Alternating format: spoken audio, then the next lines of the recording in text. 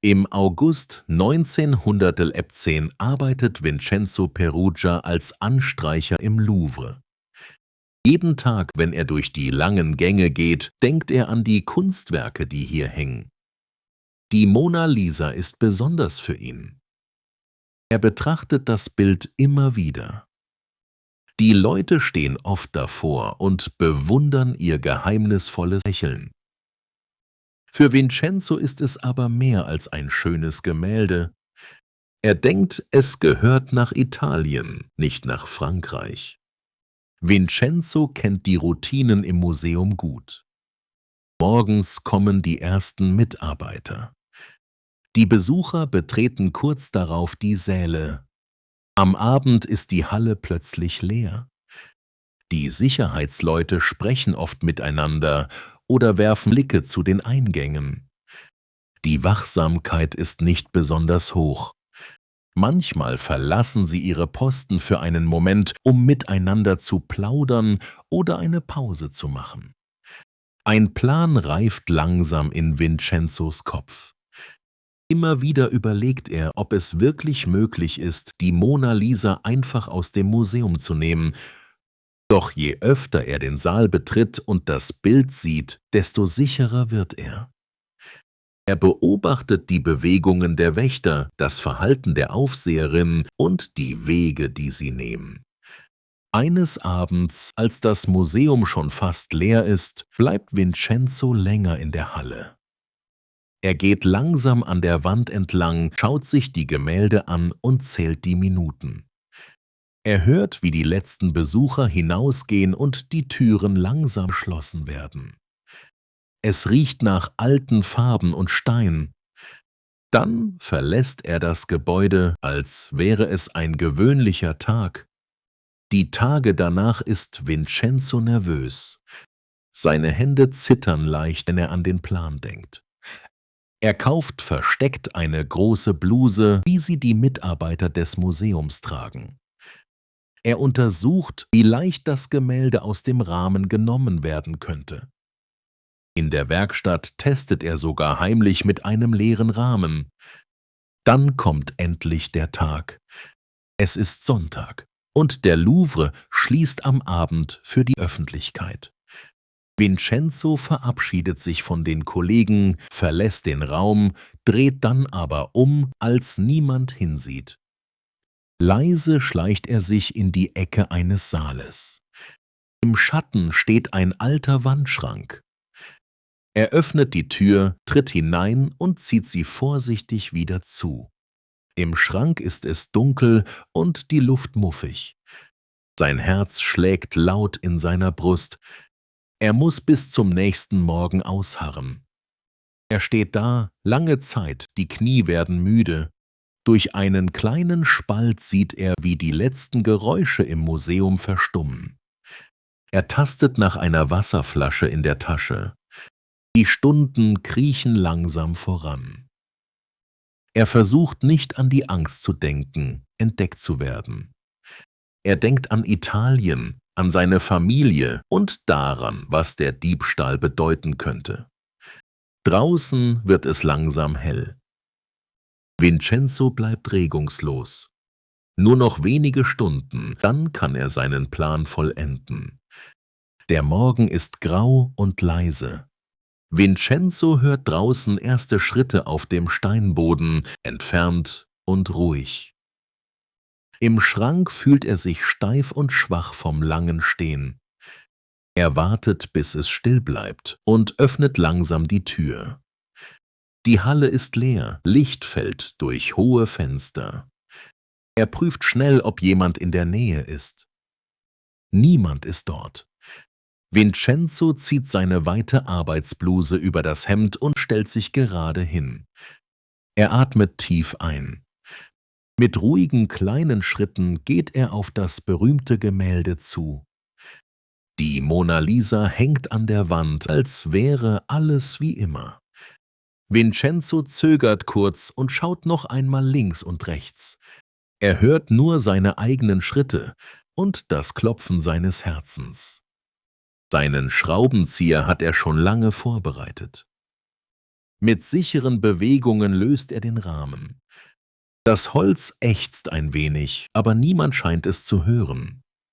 Das Bild liegt plötzlich frei vor ihm, kleiner und leichter, als er es sich vorgestellt hat.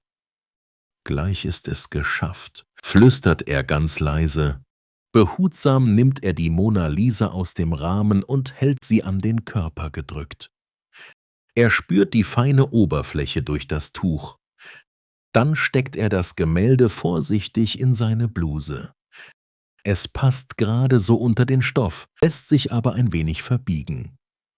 Er zieht die Jacke zu und blickt noch einmal zum Ausgang. Auf dem Weg zur Tür kommen ihm Gedanken.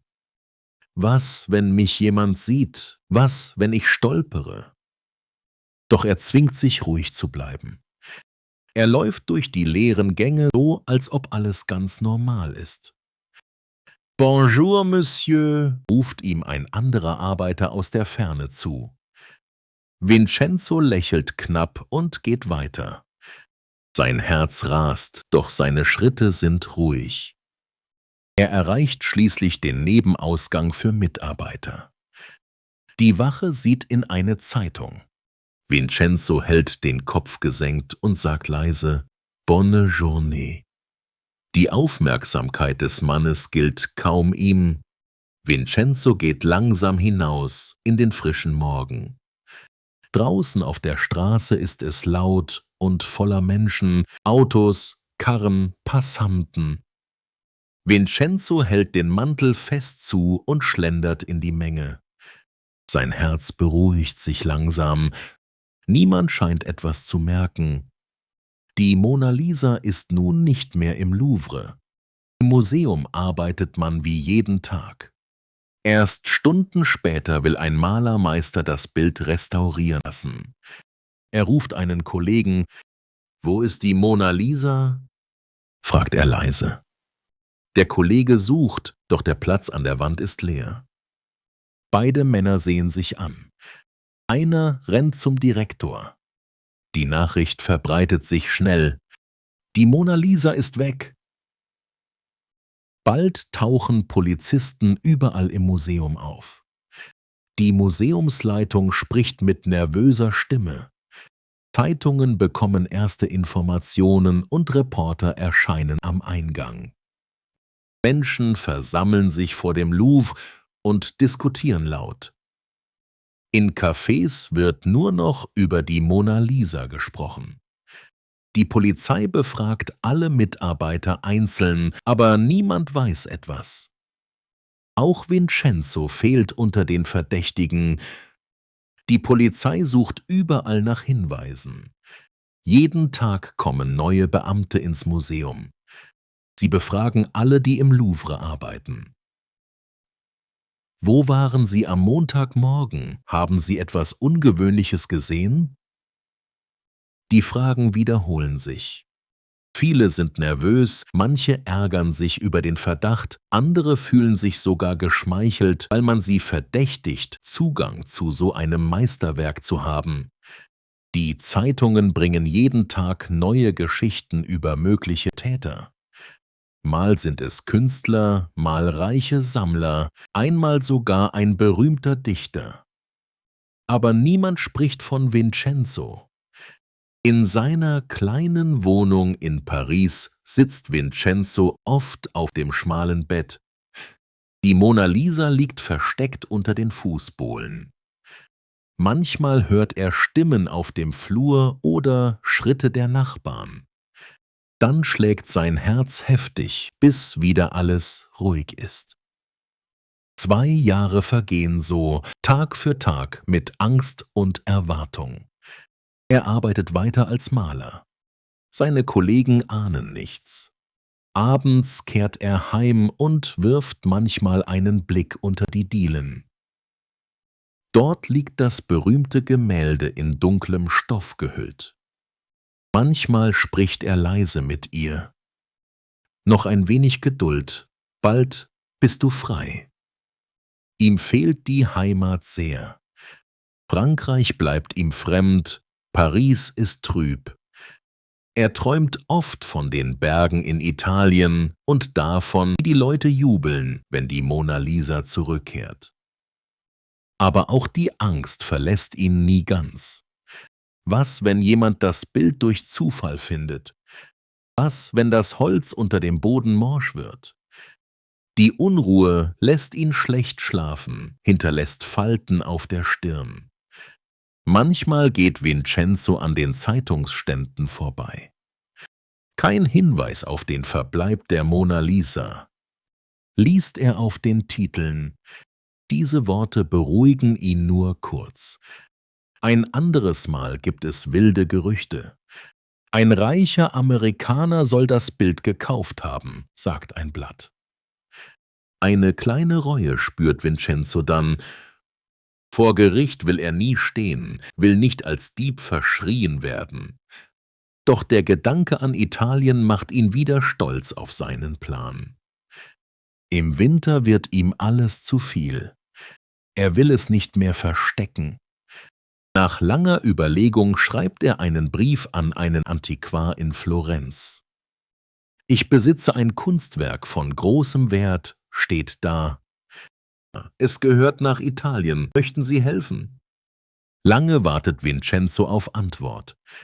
In seinen Träumen sieht er schon, wie das Bild durch die Tore der Uffizien getragen wird und die Leute am Straßenrand klatschen. Er stellt sich vor, wie die Zeitungen vom mutigen Italiener berichten, der Gerechtigkeit wollte. Seine Angst ist jedoch nie ganz fort. Eines Morgens glaubt er, beobachtet zu werden. Vielleicht ist es nur Einbildung? Noch einmal überprüft er das Versteck.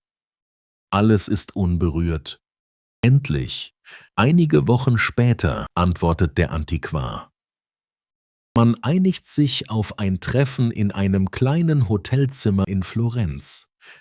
Vincenzo wickelt die Mona Lisa in Tücher und Koffer. Die Reise nach Italien plant er heimlich und voller Sorge. Kurz vor dem Verlassen von Paris hört er plötzlich Stimmen und Klopfen an der Tür. Die Stimmen vor der Tür werden lauter.